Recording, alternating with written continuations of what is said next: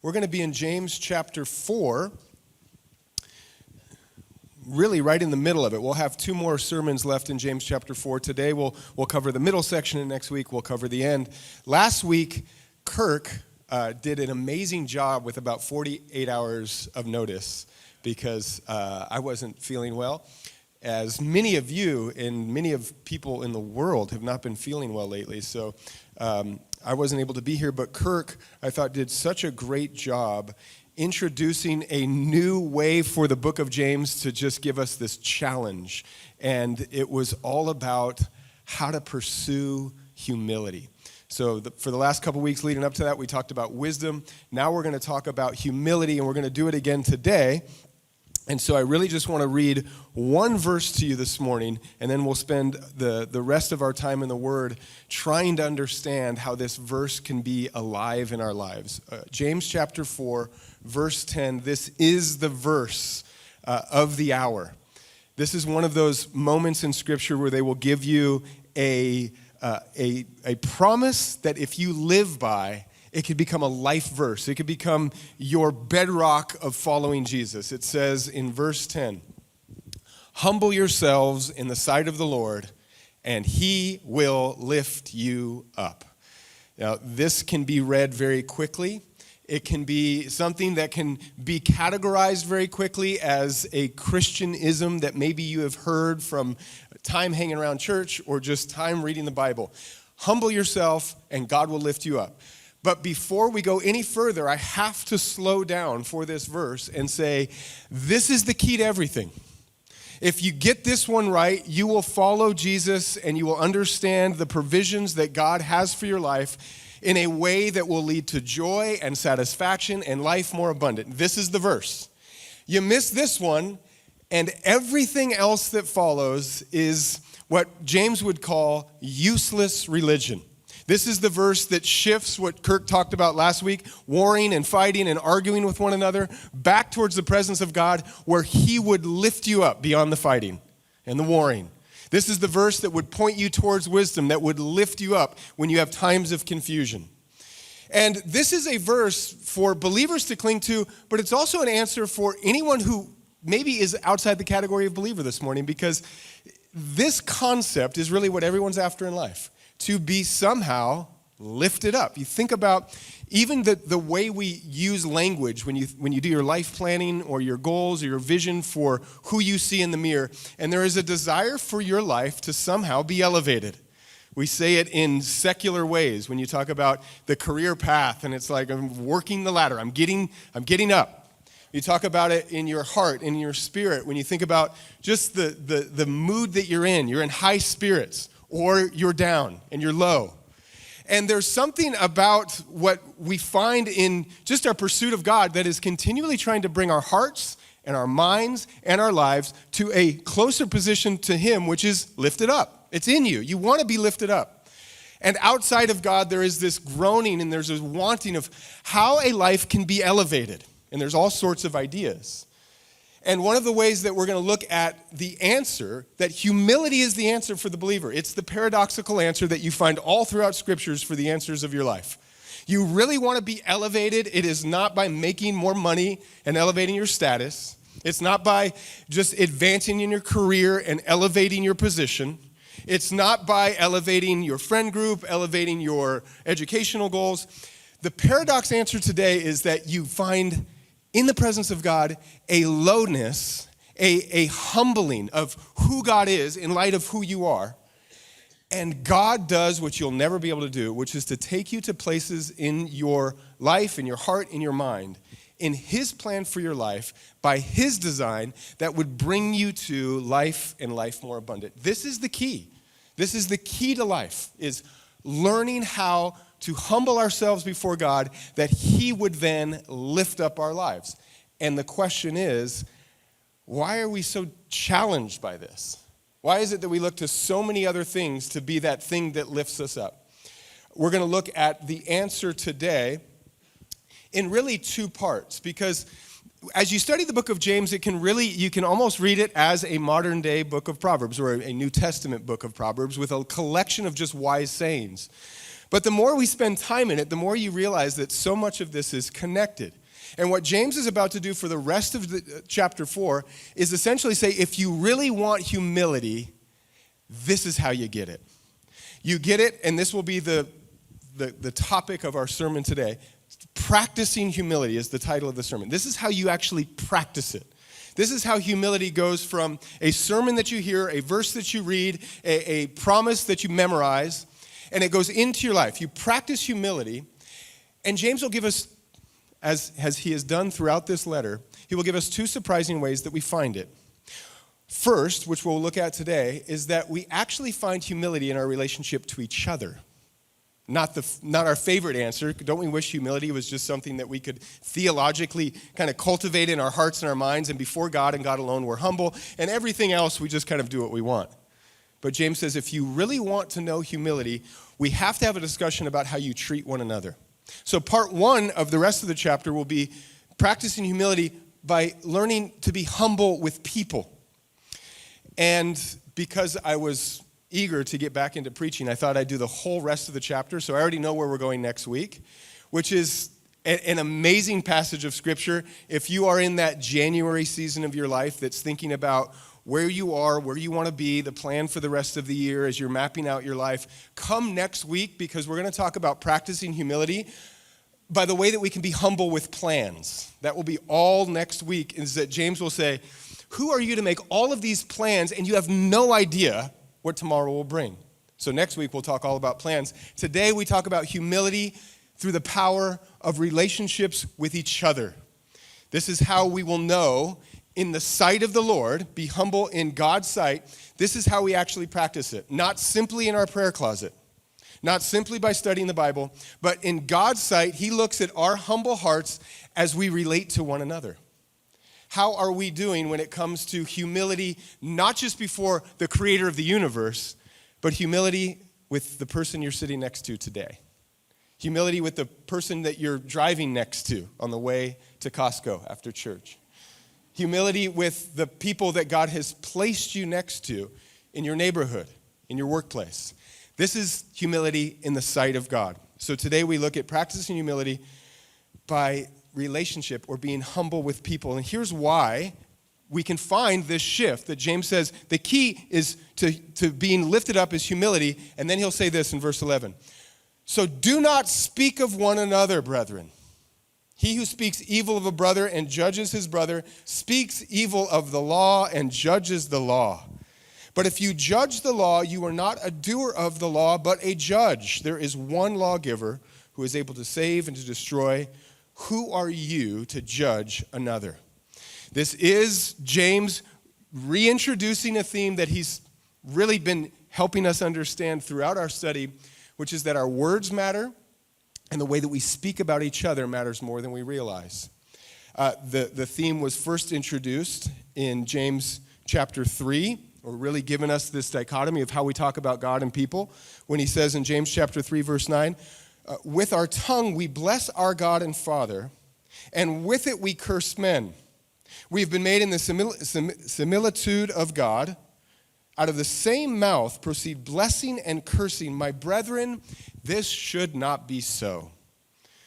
So the idea being that this morning we were led into the worship of the praise of God, amazing songs, and we sang.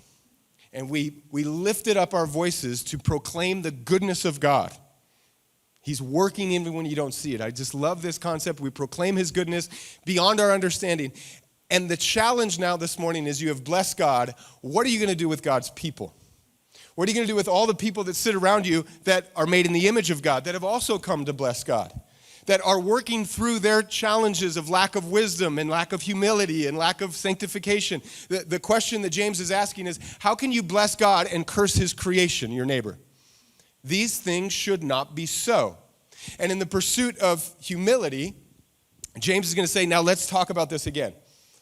And so maybe you were here for the sermon that we preached, all about the tongue. We kicked off the new year. It's like, you want a real resolution? Watch your mouth and watch your words. And you're thinking, I already got that sermon. We did it 2 weeks ago. Are you sure? Are you sure you got it? Let me use myself as an example. even without really thinking through the map of the sermon that laid before us, or the book of James, the day after we preached the message in James chapter 3 that said you bless God and you curse men, the day after. And by the way, I just indicted all of you as blessing God this morning. Look at myself. Not only am I blessing God with song, I'm opening the word. I'm proclaiming it. Who is wise among us? Careful if you're a teacher. That day after I preached James chapter 3, I went home and had one of the best fights that my wife and I have ever gotten into, and it was all word salad. It was all just back and forth. It was so good, in fact, that I had a soccer game Monday night, and I just ran right through it. I said, I don't care. We're not going anywhere until I got all of these horrible words into your ears.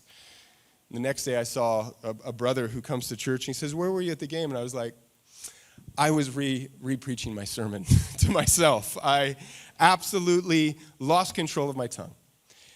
And the reality is, in 2 weeks' time, without knowing the details of all of the ways that God is working out the language of your mouth, you have failed in humility at some point just in the way that you speak about people. We want to be lifted up by God. We want to experience the blessing and the provision of God, and we want to do it on our terms with Him and have no relation to the people next to us. And so James is going to say, if you want to be lifted in humility, we have to be careful about how we speak to one another. And so he's going to break this down for us. As he says, brethren, don't speak evil. Now he's going to give us essentially 3 wise sayings, just in the 2 verses that we read. And for the purposes of my study, so I share it with you, I found these to be helpful in the form of proverbs. You hear a lot about the book of James as the New Testament proverb. These are read, and these are almost written as though you're reading Proverbs. So we'll share 3 Proverbs from James this morning, and each one of them will give us a reason to be humbled against our pride in relation to one another. So read again in verse 11 with me. Here's the first proverb of James. He says this, he who speaks evil of a brother and judges his brother speaks evil of the law and judges the law. I appreciate it in the proverb format because the more you study the book of James, the more you realize you will never understand all of the wise sayings that it has just by listening to a sermon. This is a book that requires the meditation that you would give the Proverbs. The Proverbs, it says, almost written as riddles, enigmas for us to crack the codes of life as we meditate and understand the Proverbs of God. And so it is with James. This is a tricky saying to really understand. He says, he who speaks evil of a brother judges his brother and speaks evil of the law and judges the law. So let's break this first proverb down. First of all, the condemnation of speaking evil. Speaking evil, turning into judgment. So every time you speak on judgment, where Jesus says we shouldn't judge one another, James is overlapping the Sermon on the Mount and saying, careful is the way you judge people. I also want to qualify by saying it doesn't mean we're not to discern areas of admonition and exhortation and ways that we can be sharpening one another. This isn't to say never look at anyone and try to offer them the wise counsel and wisdom of the word as God gives you the grace to do that. This is evil judgment. So he says when you speak evil of people. Here's how one commentator says it. He says, this is not to rule out civil courts and judges. It is instead to root out the harsh, unkind, critical spirit that continually finds fault with others.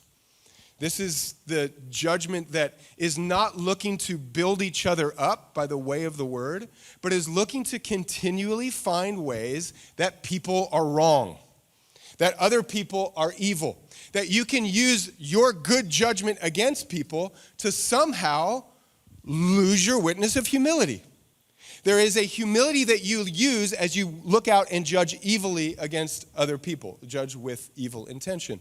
And this is a challenge and a temptation because you all have so many good reasons to judge others. Jesus says there's specks, you can get the speck out of other people's eyes.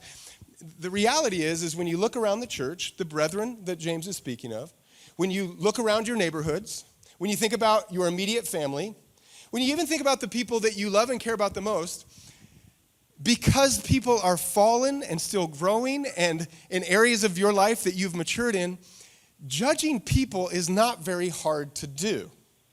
Here's a quote from one theologian, not really a theologian, but a philosopher of our time. His name was George Carlin. He passed away. And he said this: think of how stupid the average person is, and realize half of them are stupider than that. That is the baseline for our judgments. If you really want to elevate yourself by judging others, look around and it won't take you long. In fact, there is a version of that you can see all over the world. There is a self-righteous judgment that happens by pointing out, continually looking for the faults that are easy to find in others, hoping that as you point out others' faults, you somehow will be lifted up. Judgment is an alternative method to being lifted up. You can judge others to lift people up. That's not what we're calling to do today. Today we say humility is the answer. But James says, but careful, because some people will think judgment is the answer. There's a Christian version of the George Carlin quote that maybe you've seen in a bumper sticker. It says, I've got nothing against God. It's his fan club that I can't stand. You see it around, and you look out at that, and you almost sympathize with the person who says, okay, I respect God. I like Jesus as a good moral teacher. I understand that there are some good principles and values that come from the basic tenets of religion. My problem is the fanatics that follow the Christ. And sometimes you hear that sentiment and you think, I can't argue with you. You're kind of right. The problem is the people. The problem is not the God who created all things good. The problem is the people who make things that are good evil. And sometimes we read that bumper sticker, we feel that sentiment, and we get sucked into the same idea. I love God. I don't know how I feel about church nowadays. I really love Jesus, but I'm telling you, there are some really weird Jesus followers out there. And man, if only we could get them into Calvary Chapel, Boise, everything would be settled. But we can't. And we look out and we think, man, their theology's crazy, their politics are crazy, the way that they do church is weird, and I don't really love the fan club. Now, the problem with that is we're all part of the fan club. And when you start talking about the church in third person, you've lost the plot. You are the church. If you don't like the direction of the kingdom of God, rise up as a light in the darkness and be part of what God wants to do to get his bride ready for his return. But when we start thinking that we're the good guys and those ones over there are the fan club, we've started to lose the humility that comes in the radical realization that it's the presence of God that brings us to our knees, and it's the presence of people that elevates us above our measure. And this is what James is going to warn us against. And every one of these parables or these proverbs that we'll look at today, the three wise sayings that James is offering us, can coincide very easily with a parable of Jesus, which I find helpful. Because the Proverbs take meditation and they take the Spirit to unlock wisdom, and the parables tell stories for ideas that are too big for our minds. They break them down into a story. So here's one of them. Here's a way that Jesus will explain the problem of self-righteous lifting up. And he does it in Luke chapter 18. He says in Luke chapter 18, he spoke a parable to some who trusted in themselves that they were righteous and despised others. Now, that introduction by the gospel writer Luke is describing a scene that Jesus is speaking to that James is warning his readers against. Jesus is about to share a story because some people thought they were righteous of themselves and they got there by despising others. This is the challenge of the tribe. This is the difficulty of being part of a little collection of people that were tempted to say, yes, we're humble in our tribe, but especially because the other tribe's off. And Jesus says, here's how the story goes. 2 men went up to the temple to pray. One was a Pharisee and the other a tax collector. So here's the scene. You've got 2 people that are seeking God. As James says, you really want to understand humility. It starts with the pursuit of God. Draw near to God, he will draw near to you. But there are 2 men that represent the 2 responses to seeking God. The first, we have a Pharisee. The Pharisees, in some ways, were to admired for their zeal for God. They loved the law. They wanted to live it out perfectly. And in some ways, their zeal was good, but it was misguided because the law was not meant to save. So to really live out the law perfectly, the only way you can do that was by elevating yourself against someone else. And this is what he did. We have a tax collector. The Pharisee who wants to live out the law, the tax collectors who's just here to do business. And Jesus says, watch what happens when these two people both try to draw near to God. First, the Pharisee. He stood up and prayed within himself, God, I thank you that I am not like other men. This is not a heart of gratitude. This is evil thoughts disguised as thankfulness. I'm so glad that we're here this morning and we're not out sinning. I'm so glad that we're here at our church and not at a different church that's crazy and weird. We're so glad that what we have is right and we're not like those people that are wrong in all of our ideas. He says, because this other guy, I'm not like other men, extortioners, unjust, adulterers, or even as this tax collector. And now we have a lifting up that does not come through humility. And yet it's a great temptation for all of us. There is a temptation to be lifted up, to be elevated, not by God, but by placing ourselves above people. This is where your evil speaking comes from. This is where tribalism takes root and grows into wildfire. When the lifting up comes from saying, I'm not like them, look what I can do. I fast twice a week. I give tithes of all that I possess. The things that he describes of his own life are good things. They're God ordained. To give what God gives to you, we just prayed that we would have done that with a right heart. To fast and to seek God and to draw near are good things, but they are disguised oftentimes as better things than the next guy. You are here this morning as a good pursuit. I pray that I'm here to draw near to God and not to elevate myself in a position. And I hope the same for you. I hope that you are here to draw near to God and not to do better than the next door neighbor. Because Jesus has a warning for us in the way that we desire humility but often find the lifting up through pride. C.S. Lewis is someone that pastors probably quote too often.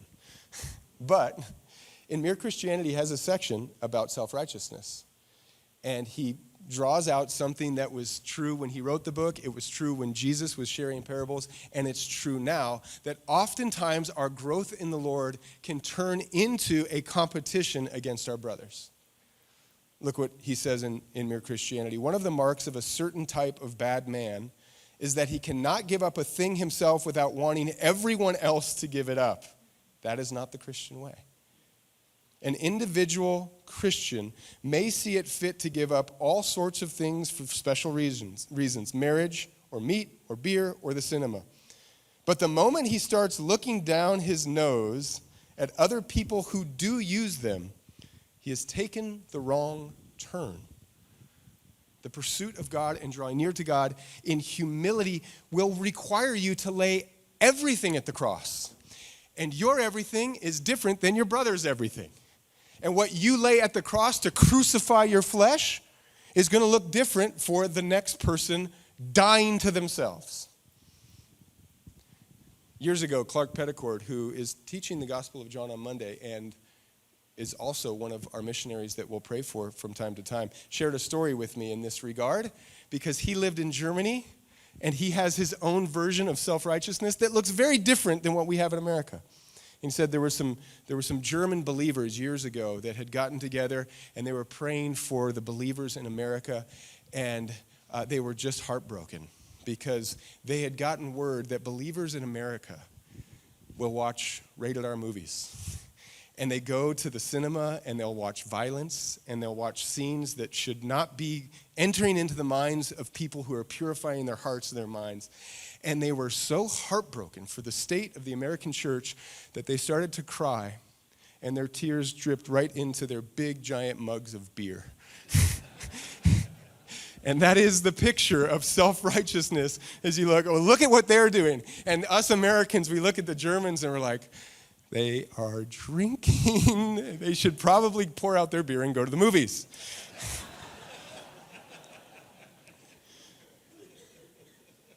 humility before God, is so in awe of the presence of God that he lifts you up into a faith that he is sovereign over his people. And he does not need the church to police the church. It says the Holy Spirit comes to bring conviction. And in our humility, we begin to trust that God is actually a good judge of his church. And now we come to the version of the story that Jesus wants to call in a scandalous way anyone who feels afar off or feels less than religious or feels like the opposite of self-righteous pride. He says, now look at the tax collector. And the tax collector standing afar off would not so much as raise his eyes to heaven, but beat his breast, saying, God, be merciful to me, a sinner.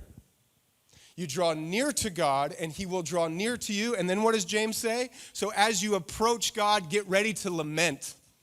Get ready to mourn. Get ready to pour out your heart for your need, for the grace of God to pour through your heart. And that is how you know you're drawing near to God and not drawing near to religion. That when you cry out for mercy and for grace and for the love of God to change your life because you are so in awe of the presence of God that you're not even looking at your neighbor. Spurgeon says, the nearer a man lives to God, the more intensely he has to mourn over his own evil heart. Have mercy on me. This is practicing humility. The presence of God is a humbling experience. The gospel should bring all of us to a place of humility, that we, sinners, could receive mercy. And now Jesus gives us the story that James is calling us to. I tell you, this man went down to his house justified rather than the other. For everyone who exalts himself will be humbled, and he who humbles himself will be exalted. In the words of James, humble yourself in the sight of the Lord, and he will lift you up. And be careful of exalting yourself through religion and not the hand of God. Parable number one. And proverb number one is going to lead us into the second question that as you meditate on this passage of the book of James, you should be wrestling with. So we go back to the first one. It says this: he who speaks evil against a brother judges the brother. And here's a tricky riddle. Speaking evil against the brother, you judge the brother, and you speak evil of the law and judge the law. This is now brings us to the second parable, proverb number 2. But if you judge the law, you are not a doer of the law, but a judge. Think about that. So we've used the lower state and the condition of a sinner to our left to try to elevate ourselves. We've spoken evil and we've judged our brother. Now James says you do that and you're also judging the law. Now think about this proverb. If you judge the law, you're no longer doing it. You're just a judge. You're not executing the reality of what the law calls you to. So again, this is a proverb. This is something for us to meditate and think about. How is it that when we judge our brothers, we're actually judging the law? Well, we use the book of James to teach the book of James again. So we go back to where James explains to the New Testament believers in Christ, church-going people, that there is a new law. It's not the Torah. We're not simply talking about the Pharisaical adherence to the law that came down to 600 plus different additions to it. The royal law in James chapter 2 says this: if you really fulfill the royal law according to scriptures, you shall love your neighbor as yourself, then you do well. So loving your neighbor is the law. Of course, that is an extension of total devotion and love of God. But we can't forget why James brings up the law in the first place. As we were studying chapter 2, it was all framed in the same concept of judging others. And that's why he goes on to say that the law is good if you do it. If you love your neighbor, it's good. But, James chapter 2, verse 9, if you show partiality, you commit sin and are convicted by the law as a transgressor. If you take the royal law of love, to love God and love your neighbor, And all of a sudden, you have found someone that you're not so sure about. You have found a tax collector. You have found your version of the person you're so glad that you're not. You have found the opposite tribe. You have found the people that are bad and the real problem to the state of the world, the state of the country, and the state of the church. When you find them and you say, loving your neighbor doesn't apply, you have now just judged where the law goes. You're using the law not as God uses it, but you're using the law to discriminate against those that you think the law is for and isn't. And unfortunately, this is also part of the human condition. This is one of the reasons that the law exploded in size as they studied it, because there were always exceptions to be made for what the law really was and what the law really wasn't. And from the beginning, the law was continually studied and judged as a way to try to work around it. That's why in Genesis, you have one law. You have the only law. Don't eat of the fruit of the knowledge of good and evil. Don't do that. And everything else is fine. Then it's like, well, what did God really mean by that? It's like, okay, let's qualify this. Here's 10 laws. Don't do these 10 commandments. It's like, okay, we got 10 now. Well, what did God really mean by those 10? And so the law grows to make exceptions for all the questions, for the ways that you can judge the law and say, is it really applied here? Is it applied there? And so the Torah grows to 600 additional laws and commandments to qualify the law and the commandments. And I've shared this before, and the example that we find in the wild, in the real world that we live in, is anytime you fly, the flight attendant will get on the loudspeaker and say, please do not smoke on the airplane. Because there was a law that was implemented that said no smoking. And then they said, well, you've figured out a way to smoke in the bathroom. Maybe that's technically not the airplane cabin, so now people are smoking. So then they put in a smoke detector. And then the law was, please don't smoke and please stop messing with our smoke detectors. And then the law was, stop disabling the smoke detector. And then the law was, and you can't do your e-cigarettes either, and no vaping. And whatever the next law is down the line, there is a way to say, I'm judging what this is really getting at. And that didn't go away when the New Testament writers realized that all of the law, as Jesus stated, was really summed up in loving God and loving people. Because you have stories where people are saying, what does that really mean? So, as Jesus is approached, another moment in the story of Jesus to enhance the teachings of James, in Luke chapter 10. Luke chapter 10, you have a lawyer. Different than our lawyers now, where it's not necessarily litigation in courts. It's, what's the law getting at? It's like the study of the law. I want to know it. I want to judge it. And the lawyer says to Jesus, how do I get life? And he says, well, you're a lawyer. What does the law say? To which he rightfully says, as James would come behind him and say, correct, the lawyer answered and said, you shall love the Lord your God with all your heart, with all your soul, with all your strength, with all your mind, and love your neighbor as yourself. Jesus is like, you did it. You studied the law, and you got the right answer. And if I asked you this morning, what is the Christian royal law? You'd be like, it's simple. You love God, and you love your neighbor as yourself. But then there would be this part of you that existed 2,000 years ago that would come up at some point in your neighborly pursuit that asks the follow-up question. Luke chapter 10, verse 29. But he, wanting to justify himself, answered and said, but who is my neighbor?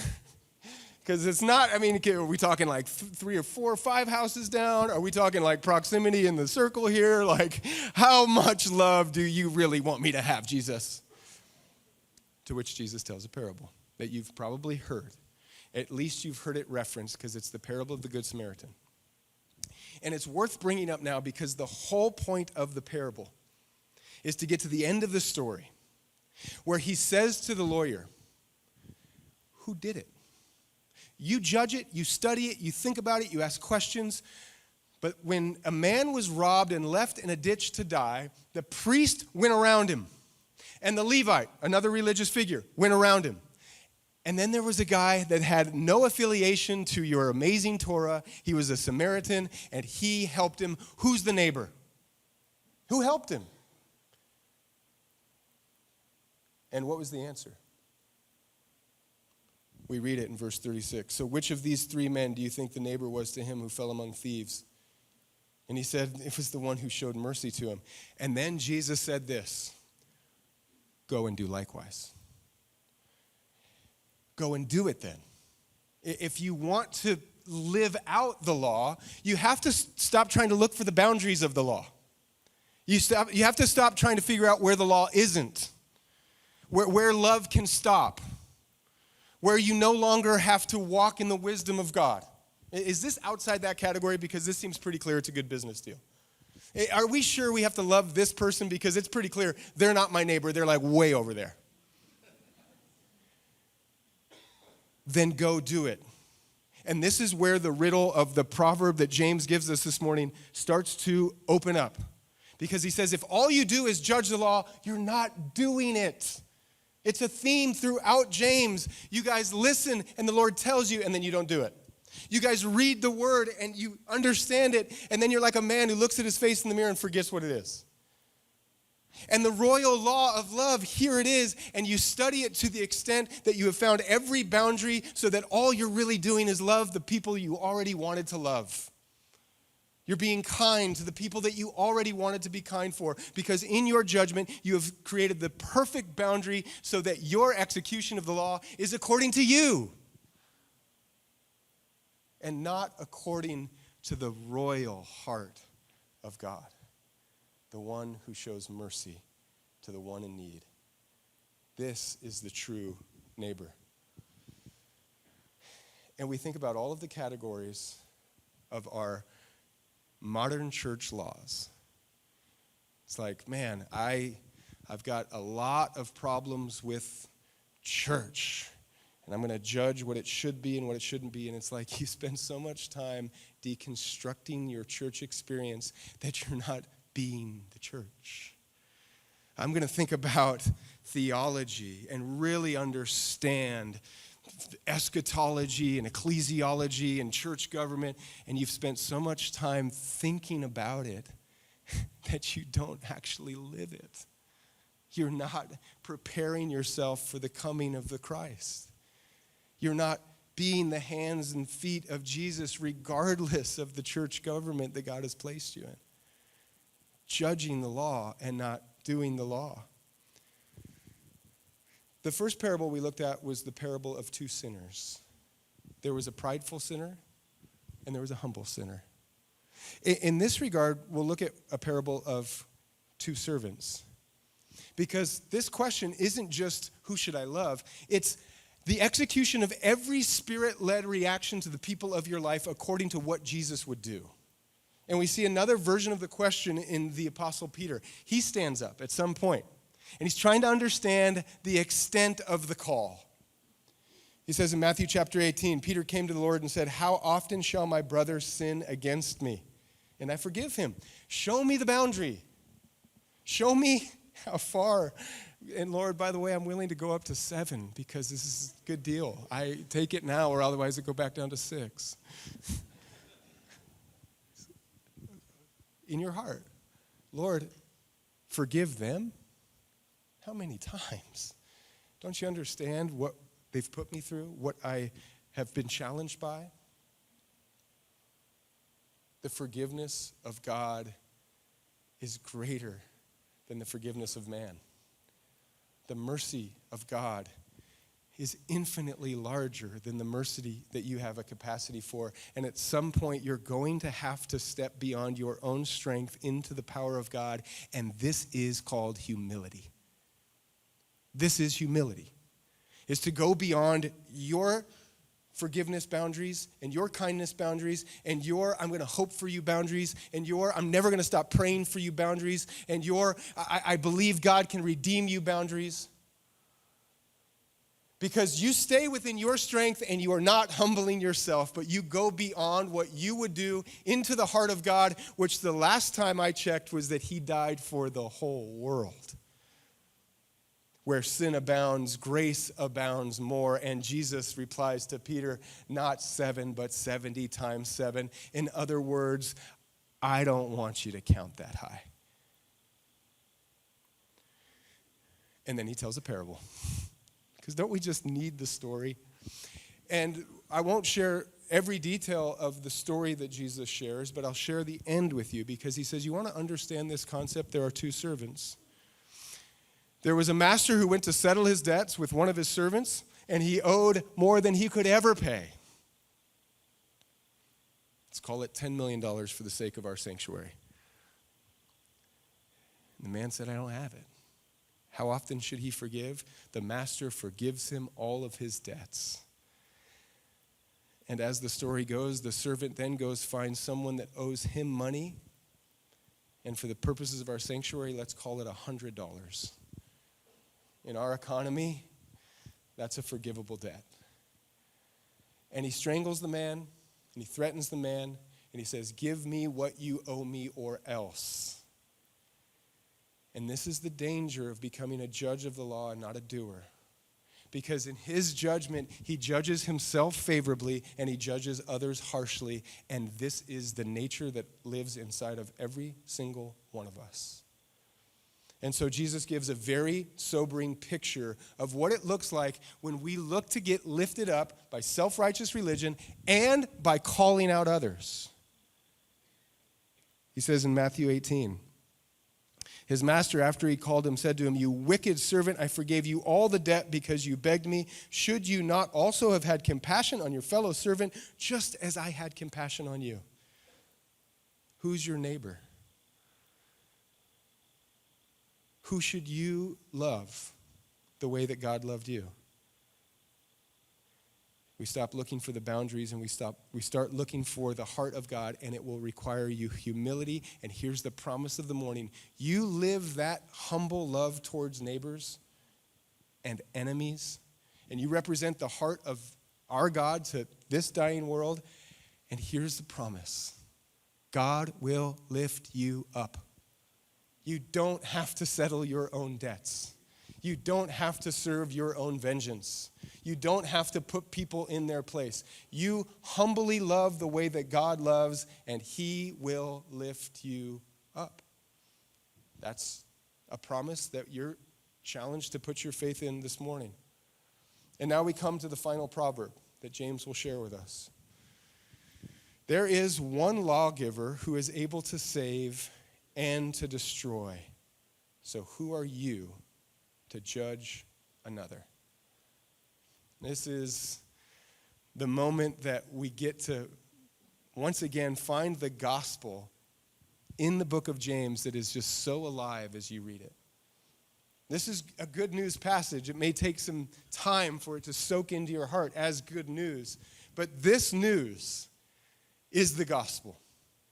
Because we live in an age where we need this as a constant reminder of the climate that we live in. Because all of you will leave here as you're a follower of Jesus, you're judged.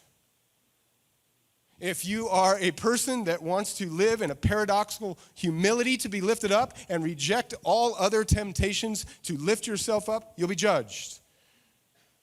Your views will be judged. Your actions will be judged. Your relationships will be judged. We live in a world that is full of people who are looking from the outside in, and they're not doing the law of love, they're just judging it. But here's the good news. There's only one lawgiver that can save and destroy. One. We don't leave here worried about the court of public opinion. We're not worried about the judgment that this world will place on your commitment to Jesus. And we're also humbled by the reality that when we judge others, we are not judging with the power to save. There's only one judge that has the power to save, and that is the judge of the world who sent his son into the world, not to condemn the world, but to save the world that they would not perish. This is the difference between the righteous judgment of God and the evil judgment of man, because we always look for fault, and God always extends grace. The one judge who can save is the gospel good news this morning, because we have come under the submission of the judge who offers salvation in all of our faults. There is one judge who can save. Now, here's the humbling challenge to your pride for that. The judge is saving all over the place. I mean, the stories in this sanctuary are stories of a righteous judge who could look at your life and see sin and failure, and he could condemn you, but by the power of his Spirit, he won you into repentance through his kindness, and we are stories of the judge who saves. And the prideful challenge is that that's good news to you, but it's not always good news to others. I want you to think about your greatest enemy, and we believe in a judge that can save. I want you to think about the tribe across your aisle. There's a judge who will save them, who will pull them from the fallen nature of this world into life and life more abundant, into the kingdom of life. And the moment of humility that we all have to hear comes in another parable, of course. This will be our third and final parable of this morning. But it aligns with this question, who are you to judge? You want to talk about a story of great salvation, a story of redemption? It comes from maybe my favorite chapter in all of the Bible. It's Luke chapter 15. I love it because it's a story of lost things being found, and ever since I was a kid, I was really good at losing stuff. So I think of this chapter all the time. It's like you lose a coin. Isn't it great when you find it? Well, you lose a sheep. It's even better. It's like, well, that thing could have gone a lot farther than a coin, and you found it. It's like, holy moly, let's get everybody together and celebrate. And then it crescendos with, what if you lost a son? Could you imagine losing a child? You imagine a child, even worse than death, saying, you're dead to me, take what is owed to me, and I'm going to live my life as though you didn't exist. That is the state of the fallen world to the heart of God, best understood through the state of a lost child, through the heart of a father. And the story of redemption, as you know, for those of you who have ever heard the story of the prodigal son, is that there was this son who did just that. He said, you're dead to me. And then he moved off to a faraway country, and he spent all of his inheritance. But remember, draw near to God, and he'll draw near to you. In his moment of weakness, he found humility to say, in my father's house, I could go back. And while he was still a far way off, the father came, and he grabbed him. He brought him in. I love that phrase, while he's still a far way off. I always think of the people in the back. That doesn't have anything to do with where you stand with the Lord, but it's like the Lord loves those who are far off, and he saves them, and he meets them as they're coming to him. Those who are far off this morning, you feel so distant. It's like, draw near to God. He loves to come after you. Well, the reason this whole story should be shared now is because it's not the story of one son, it's the story of two. And there was another son who never left. He never took his inheritance early. He never violated his father's good name. And when the prodigal son returns, this is where the story really takes shape for us. Because when the prodigal son returns, the one who lost everything and had to come back with humility, the father lifts him up. The promise realized. Kill the fatted calf, get him a robe that shows him to be my favored son, and we're going to throw a party and a feast. This is the reality of the heart of God for anyone who returns to him. The Father can save. But the problem for our pride is that once you've been here for a little while, some of those comeback stories aren't very exciting anymore. It's like, what? I didn't even like that person. Now they come to church here? This is what happens in the second son. Luke chapter 15. The second son wouldn't come into the feast. There's a party for a son that's been found. And the older son wouldn't come in.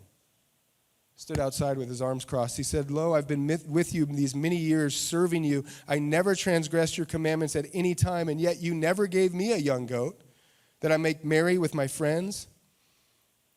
Here's James speaking evil. But as soon as this son of yours came, who has devoured your livelihood with harlots, you killed the fatted calf for him. I'm better than him. I've lived better than him. I've been better to you than he was, and you lifted him up. And the word comes alive this morning and says, who are you to judge? Who are you to judge who the gospel is for? Who are you to judge who the blood of Christ is for? Who are you to judge? For the power of the resurrection is for. It is for your enemies. It is for those you've written off. It's for those that you've done better than. And James says this morning, you want to be humble, to be lifted up? You better celebrate with all of those that God is saving. There is a lawgiver who is able to save, and it is good. And this is what the Father says to his Son and what the Lord says to all of us. He said to him, Son, you are always with me, and all that I have is yours. It was right that we should make merry and be glad, for your brother was dead and is alive again, and he was lost and is found. It takes humility to celebrate with the angels in heaven for the redemption of the world. But the church sits in a corner with our tribes, and we say, we're good and they're bad. Who are you to judge? And I'll offer you 3 potential answers, because this morning we looked at 2 sinners, we looked at 2 servants, and we looked at 2 sons. And there is a call to draw near to God in each of those categories for your life, and there is a temptation to be a prideful sinner, a prideful servant, and a prideful son. But God says, here's the key, the paradox of the kingdom. Come humbly, as the sinner who says, have mercy on me. As the servant who has had a great debt paid off and is now willing to clear the debts of others. And as a son who was met a far way off and brought back with a feast of the Father for your attendance. Who are you to judge?